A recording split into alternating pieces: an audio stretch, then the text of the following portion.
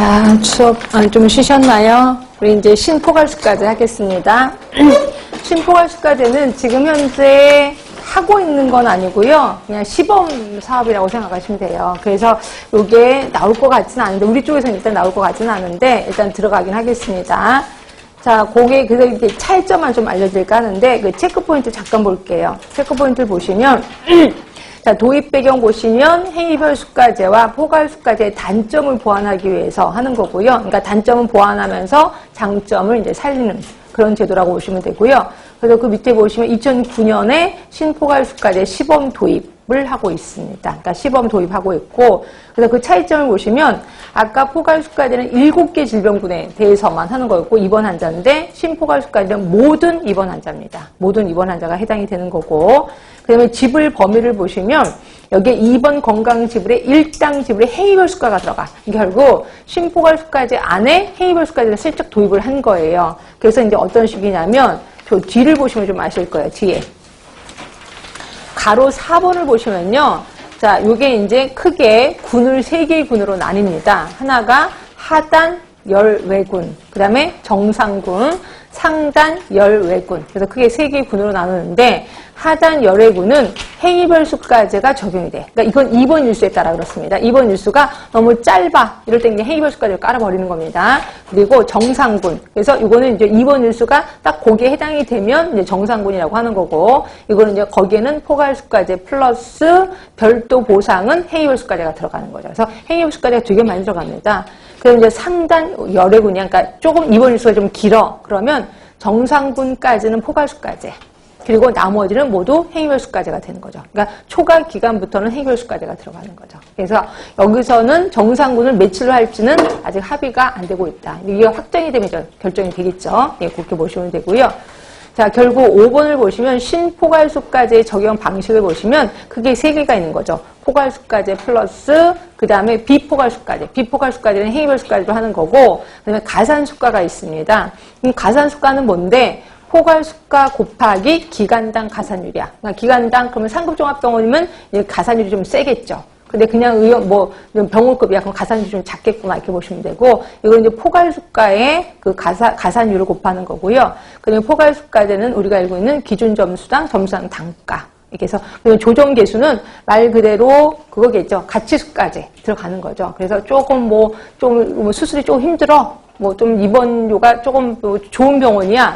좋은 상급, 그러니까 입원실 자체가 좀 좋아. 그리고 검사료도 약간 조금 더 좀 정밀 검사. 그러면 이제 조정 계수가 들어간다. 이렇게 보시면 될 것 같고요.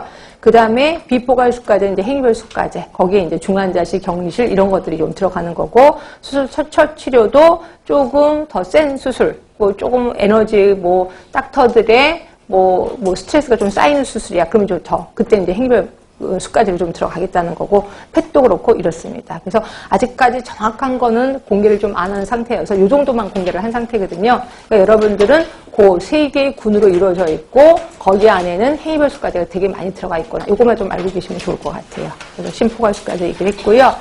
그러면 총괄 계약제 하면은 어느 나라 생각나세요? 어느 나라? 독일 생각하시면, 이것도 제가 설명드렸을 거예요. 자, 지불 측과 진료 측이 미리 진료 보수 총액을 정하는 거죠. 그래서 대부분 독일 같으면 뭐가 있다 했어요? 질병 금고가 있다라고 표현했고요. 그래서 질병 금고, 그게 이제 지불 측이지. 그다음에 진료 측 하면은 이제 병원 의원을 얘기하는 거고요. 둘이 만나서 1년 동안 총액을 정합니다. 1년에 얼마. 그래서 총액을 주면 그 의사들끼리 자기네들끼리 나눠 갖는 거예요. 이거를 우리 총괄 계약제라고 하는 거고. 자, 장점. 총의료비 억제가 가능할 겁니다. 왜냐면 총의료비가 엄청 셀 거 아니에요. 그래서 이거 조금 깎아줘야 되는 거 아니야? 이러면서 이제 억제하게 되는 거고요. 그 다음에 의료인들 이미 돈을 받았단 말이에요. 이미 받았으니까 스스로 자율적인 억제를 할 겁니다. 이미 돈 받았으니까 의료인이 잘 안 하도록 노력하겠죠. 하여튼 자율적으로 억제 가능할 거고요.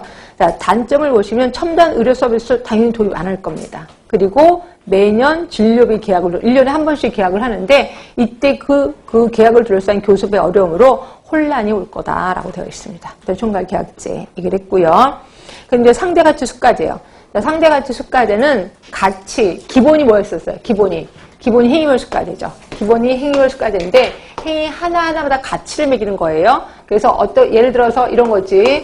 자, 내가 맹장 수술을 하는 거하고 이거는 이제 근무 시간에 그러면 내가 응급으로 새벽에 나와서 맹장 수술을 했어. 그럼 어떤 게 더 가치가 있어요? 당연히 새벽에 있는 게 더 가치가 있는 거죠. 그래서 여기서는 1.2배를 해주는 거죠. 그리고 여기는 뭐 근무 중이니까 그러니까 가치를 깎아 0.8배. 그러면 전체적인 의료비는 똑같아지는 게 아니라 그랬죠. 왜? 응급은 그렇게 많지 않거든요. 그래서 전체적인 의료비는 다운이 된다 이렇게 보시면 돼. 그래서 그 가치를 뭘 갖고 매기는데요. 그 가치를 매기는 게 두 개 갖고 매깁니다. 동그라미 1번에 업무량 시간. 또 하나가 업무량 강도. 요 두 개 갖고 매기는 거죠. 그래서 시간은 말 그대로 어떤 일정 시간을 넘어가 버리면 1.2배를 해주는 거지. 자, 그런데 강도는 세 개 갖고 합니다. 하나가 육체적인 노력, 또 하나가 정신적인 노력, 또 하나가 스트레스. 세 개 갖고 하고 있습니다. 그러니까 이런 것들도 한 번도 문제 나온 적은 없는데 혹시 쑥 나올까봐 육체적 노력, 정신적 노력, 스트레스. 이게 이제 업무량의 강도. 이렇게 해서 보시면 되고요. 자, 이렇게 해서 진료비, 보수지불제도. 근데 여태까지 다 정리를 하는 게 옆에 있는 표입니다. 그래서 이것도 하나하나 장점, 단점을 읽어보시고 이해가 되시면 확실히 아는 거야. 근데 이해가 안 되면 난 아직 모르고 있나 봐. 이러면서 이제 공부를 하셔야 됩니다. 하여튼 이렇게 해서 보시고. 자, 그 다음에 보고